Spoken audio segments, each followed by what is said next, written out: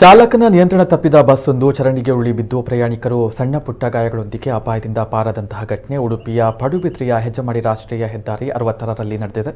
ಹೆಜ್ಜಮಾಡಿ ಶ್ರೀ ಬ್ರಹ್ಮ ಬೈದರ್ಕಳ ಗರಡಿಯ ಎದುರು ಚಾಲಕನ ನಿಯಂತ್ರಣ ತಪ್ಪಿದ ಬಸ್ ಚರಂಡಿಗೆ ಉರುಳಿ ಬಿದ್ದಿದೆ. ಈ ಖಾಸಗಿ ವೇಗದೂತ ಬಸ್ ಉಡುಪಿಯಿಂದ ಮಂಗಳೂರಿಗೆ ತೆರಳುತ್ತಾ ಇತ್ತು ಎಂದು ತಿಳಿದು ಬಂದಿದೆ.